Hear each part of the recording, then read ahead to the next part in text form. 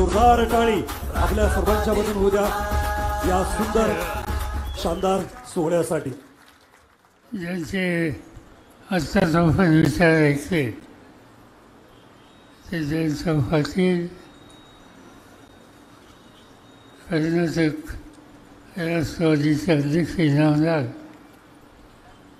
आपल्या वडीलधारे रावसाहेब पाटील ज्यांचा आपण या ठिकाणी सन्मान करतोय ते उत्तमराव पाटील, सुभाष जोशी, माझे आमदार आवले, व्यासपीठावरचे सगळे मान्यवर आणि उपस्थित सरकारी बंधू भगिनी, आज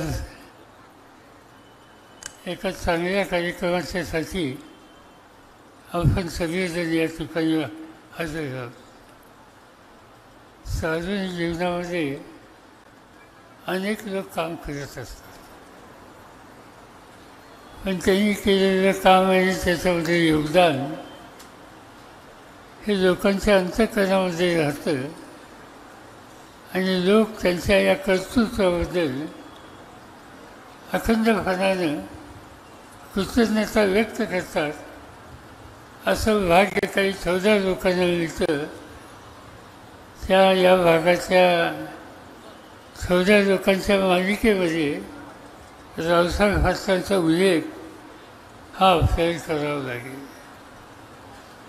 रावसाहेब सहकारी चळवळीचे एक ज्येष्ठ नेते, अनेक संस्था उभं करण्याच्यासाठी त्यांचा पुढाकार.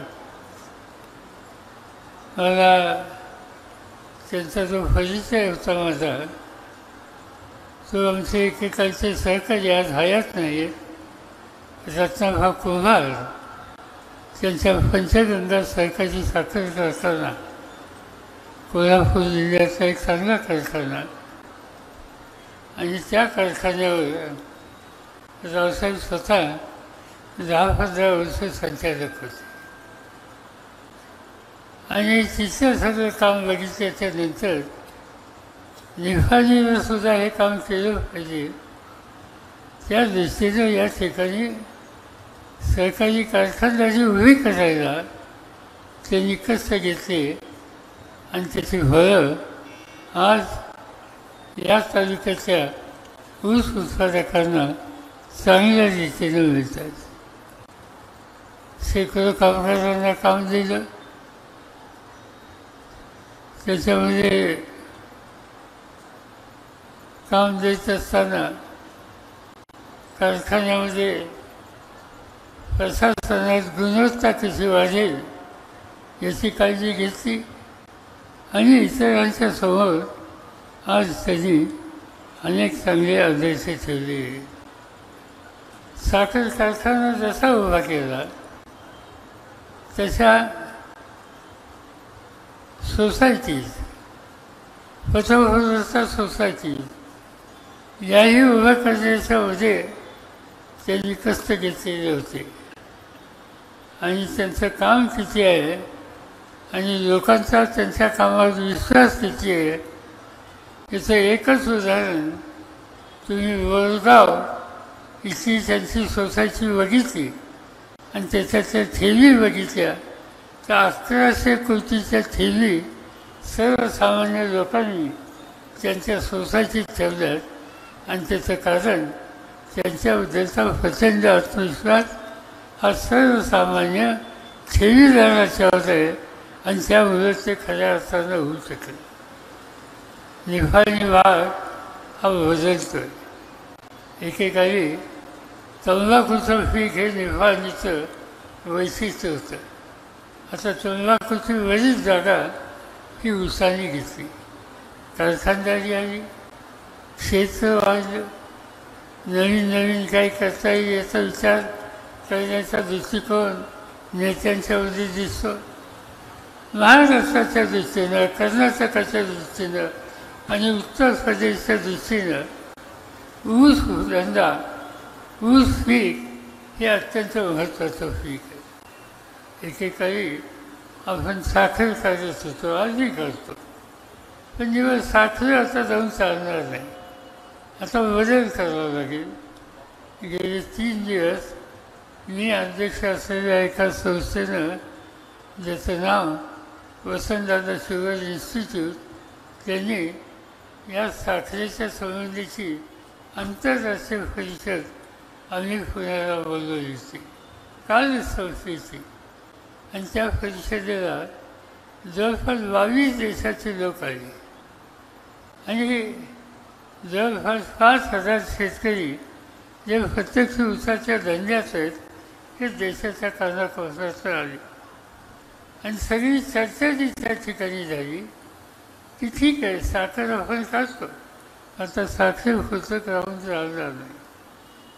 मळीपासून अल्कोहोल, त्याच्यापुढं इथेनॉल, त्याच्यापुढं हायड्रोजन, आणि त्याच्यानंतर बोईंग विमान चालवण्याच्यासाठी लागणारं जे फ्युएल आहे तिथपर्यंत हे आपल्याला जावं लागेल. आणि 2 पैसे शेतकऱ्याच्या खिशामध्ये, कुटुंबामध्ये अधिक कसं जाईल त्यासाठीची काळजी आज घेण्याची गरज आहे. माझ्या मते निफाडी परिसर या दृष्टीनं अतिशय चांगला परिसर. इथली कारखानदारी आणि त्या कारखानदारीला योग्य दिशा दिली, तेव्हा सगळ्यांनी पाठिंबा दिला, तर हे काम या ठिकाणी नक्कीच घेऊ शकतो. एकेकांचं तंबाखू हे पीक हे जाऊन या ठिकाणी हे ऊसाचं पीक आलं आणि ऊसाच्या पिकाचं बदल दुनियामध्ये झाले ते बदल आज या ठिकाणी सुद्धा होण्याची शक्यता नाकारता येत नाही. हजारो लोकांना काम मिळेल आणि त्याबरोबर शेतकऱ्याला आणि कामगारांना 2 पैसे अधिक मिळतील. ही स्थिती आज या ठिकाणी आहे. आज देशामध्ये अनेक प्रश्न ज्याचा उल्लेख जयंतांनी केला, पण राज्यकर्त्यांचं लक्ष या प्रश्नांच्या सोडवणुकीच्यासाठी किती आहे याची आज जनतेच्या मनात शंका आहे. प्राधान्य कशाला द्यायचं? साधी गोष्ट, माझ्याकडं देशाचं खातं काम होतं कृषी खात्याचं. त्यावेळेला मला आठवतं आहे की मी देशाच्या शेतीमंत्र्याची शपथ घेतली आणि पहिल्या दिवशी माझ्याकडं एक फाईल आली आणि त्या फाईलमध्ये की नागपूरच्या जवळ काही शेतकऱ्यांनी आत्महत्या केल्या या प्रकारची माहिती आली. मला स्वतःला आश्चर्य वाटलं. हा देश शेतीप्रधान देश, हा देश शेतकरी चालवतात. या देशाच्या बहुसंख्य लोकांचा पोटाचा प्रश्न शेतकरी करतो आणि तो शेतकरी आत्महत्येच्या रस्त्यात असतो. मी त्यावेळेचे मुख्यमंत्री मनमोहन सिंग यांना विनंती केली की ज्या कुटुंबात आत्महत्या केली त्या कुटुंबाच्या लोकांना जाऊन आपण भेटू, त्यांचं दुःख समजून घेऊ, कारण निवासा समजून घेऊ. आणि ते त्यांनी मान्य केलं. आणि आम्ही दोघंही दिल्लीवरनं नागपूर आलो. नागपूरवरनं वर्ध्याच्या जवळच्या गावात गेलो जिथं ही आत्महत्या झाली होती. आणि कारणं बघितल्याच्या नंतर एकच कुटुंबातल्या लोकांनी सांगितलं की कर्ज काढलं होतं खाजगी सावकाराचं, ते व्याजाव्याज वाढत गेलं, देण्याची ऐफत राहिली नाही. आणि एक दिवशी तो सावकार आला आणि त्यांनी घराची भांडी कुंडी बाहेर काढली, त्याचा लिलाव केला. माझ्या घरात मुलीचं लग्न होतं आणि ते लग्न ज्याला घर चालवता येत नाही अशा माणसाच्या घरातली मुलगी करायची नाही या भावनेत ते लग्न मोजलं. आणि म्हणून नाईलाजानं आत्महत्याशिवाय दुसरा मार्ग नव्हता. आता ही बाब आम्हा दोघांना समजल्याच्या नंतर आम्ही दिल्लीला गेलो. रिझर्व्ह बँकेचे लोक बोलवले आणि 8 दिवसाच्या आत 72,000 कोटीचं शेतकऱ्यांचं कर्ज माफ करून टाकलं. आणि एक नवीन रस्ता हा शेतकऱ्यांना दाखवण्याच्या मुद्द्याची गरज. आता त्याला वर्ष खूप झाली. आजही या देशाचा शेतकरी कर्जबाजारी आहे आणि ते कर्जबाजारी आहेत त्यांना कर्जातून मुक्त करा ही भूमिका आम्ही देशामध्ये मानतोय, पार्लमेंटमध्ये सांगतो, पण सध्याच्या सरकारला त्याच्याबद्दलची आस्था नाही. मध्यंतरी मोदी सरकारने या देशाचे उद्योगपती आहेत त्यांचे 1,03,000 कोटी कर्ज माफ केलं. उद्योगपती शेकडो आहेत, ते काही हजाराचं तसं नाही, पण 1,000च्या आत ज्यांचा नंबर आहे अशा उद्योजकांचा 1,00,000च्या वरची रक्कम मंजूर होते, माफ होते. आणि या देशाचा काळ्या आईची सेवा करणारा शेतकरी हा मात्र आज झगडतोय. त्याच्या दुखण्याकडे बघायचा या राज्यकर्त्यांचा विचार नाही.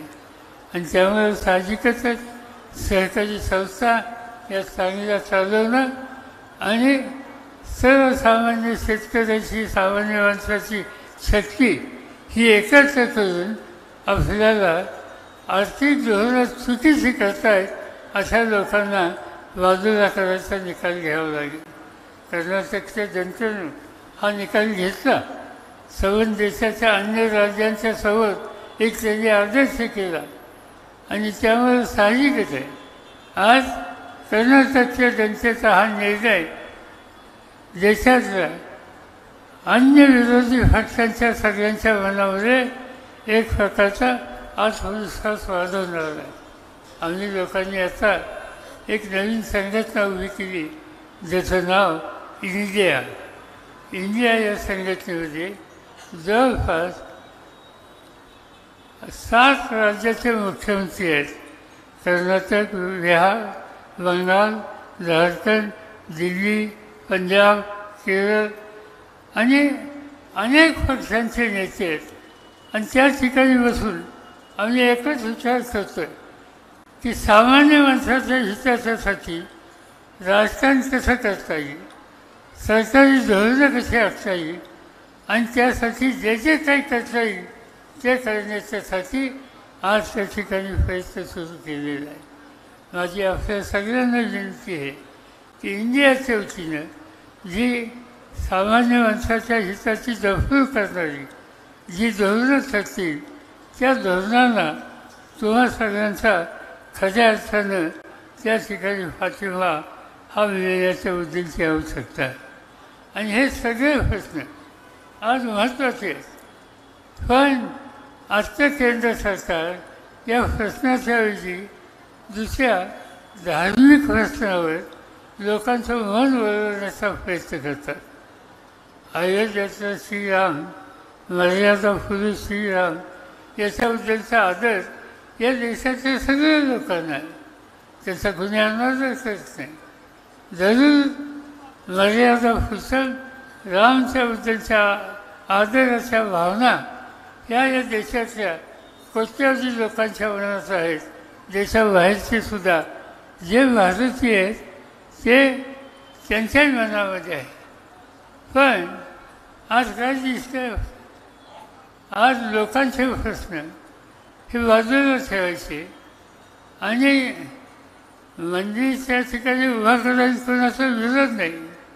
खरं सांगायचं म्हणजे त्या मंदिराचा इतिहास जर बघितला, तिथं मंदिर बाबरी मस्जिद फाडल्याच्या नंतर बांधण्याचा ज्यावेळी विचार झाला त्यावेळेला त्याची परवानगी ही राजीव गांधी प्रधानमंत्री असताना झाली. त्याला शिलान्यास हा जो झाला तो राजीव गांधींच्या कालखंडामध्ये शिलान्यास झाला. नंतरच्या काळामध्ये काही लोक कोर्टामध्ये गेले आणि कोर्टामध्ये ती केस अनेक वर्ष चालली आणि आत्ता अलीकडं त्या केसचा निकाल लागला आणि मंदिर बांधायला जवळच्या जागेत कोर्टाने मान्यता दिली आणि त्याचं काम सुरू करण्याचा विचार हा या ठिकाणी आलेला आहे. आता ही पार्श्वभूमी असताना आणि हे मंदिर व्हावं याच्यासाठी देशाच्या कानाकोपऱ्यातले लोक जे काय आपल्याकडनं योगदान देता येईल ते द्यायचं काम करतात. पण त्या रामभक्तांचा विचार राहिला बाजूला आणि रामाच्या नावावर राजकारण करण्याचं काम आज त्या ठिकाणी भाजप आणि RSS यांनी सुरुवात केलेली आहे, ही गोष्ट आपण गांभीर्याने घेतली पाहिजे. मी याच्यामध्ये काही अधिक बोलून आपल्या सगळ्यांचा वेळ घेऊ इच्छित नाही, पण आज धर्माच्या नावावर, मंदिराच्या नावावर समाजामध्ये एक प्रकारचं अंतर कसं निर्माण करता येईल हा दृष्टिकोन राज्यकर्त्यांचा आहे. राज्यकर्ते या देशाचा जो उपाशी शेतकरी आहे, मजूर आहे, कष्टकरी आहे, त्याच्यासाठी प्रयत्न करत नाही. काल देशाच्या प्रधानमंत्र्यांनी सांगितलं की आता 10 दिवस मी उपवास करणार आहे रामाच्यासाठी. रामाची त्यांची श्रद्धा, त्याचा मी आदर करतो, पण उपवास उद्या या देशाची गरिबी घालवण्यासाठी असा काही कार्यक्रम घ्यावा हे त्यांनी सांगितलं असतं तर लोकांनी त्याचं कौतुक केलं असतं. पण या सगळ्या गोष्टीचा खरं मूलभूत प्रश्नाकडं लक्ष नाही, लक्ष या धार्मिक प्रश्नावरून, मूलभूत समस्या याच्यापासून लोकांना बाजूला करणं हेच काम आज या ठिकाणी या देशात सुरू झालं आहे. आणि म्हणून आपल्याला जागं राहावं लागेल, एक राहावं लागेल आणि ते एक राहून आपापसात वागावं, प्रश्न सोडवायला खबरदारी घेतली पाहिजे. मला आनंद आहे की या ठिकाणी पराभव झाल्याच्या नंतरसुद्धा उत्तमरावनी आपलं काम, जनतेची सेवा ही चालू ठेवलेली आहे. पराभव होतो ज्याचा उल्लेख ज्यांचा या ठिकाणी केला. माझ्या आयुष्यात एकदा पराभव मी पाहिला. मी राज्यसभा, लोकसभा, विधानसभा, विधान परिषद याच्या 14 निवडणुका लढलो. 14च्या 14 जिंकलो. कधी मला पराभव व्हायच नव्हता, पण एका निवडणुकीत माझा पराभव झाला आणि ती निवडणूक वेगळी होती. ती निवडणूक होती क्रिकेटची. क्रिकेटच्या निवडणुकीमध्ये मी मुंबईचा अध्यक्ष होतो. नंतर मुंबईच्या नंतर मी ऑल इंडिया VCI त्याचा अध्यक्ष झालो. त्याच्यानंतर मी आशिया खंडाचा अध्यक्ष झालो आणि त्या ठिकाणी एका निवडणुकीमध्ये माझा पराभव कलकत्त्याच्या एका माणसाने केला. माझ्या डोक्याची वाव होती, पण नावच व्हायचं नाही. हे संस्कार आमच्या लोकांच्याच आहे आणि ते नावच व्हायचं नाही हे ठरल्यानंतर VCIचा तर अध्यक्ष झालोच, पण आशिया खंडाच्या क्रिकेटचा अध्यक्ष झालो आणि एक दिवशी जगाची क्रिकेट संघटना जी आहे त्याचाही मी अध्यक्ष झालो. आणि सांगायचं तात्पर्य असं, धीर सोडायचं नाही, काम सोडायचं नाही, लोकांची आणि विषयाची बांधिलकी ही सोडायची नाही, अखंड कष्ट करायचे यश आपलं असतं. लोक त्याची नोंद घेतात. उत्तमराव, तुम्ही चांगलं काम करतात, तुम्ही संस्था उत्तम चालवतात, तुम्ही लोकांचे संबंध चांगले ठेवतात, तुम्ही साखर कारखाने चांगले चालवतात. माझी खात्री आहे की सर्वसामान्य लोक तुमच्या पाठीशी शक्ती उभी करतील आणि त्या शक्तीला साथ द्यायला मी काय, आमचे अनेक सहकारी तुमच्याबरोबर अखंड भरणार राहतील हा विश्वास या ठिकाणी देतो आणि माझे 2 शब्द संपवतो.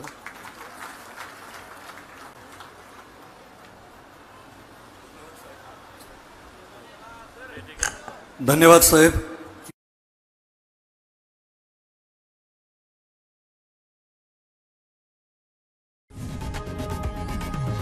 लोकशाही मराठी ऐका, पहा, जागरूक रहा.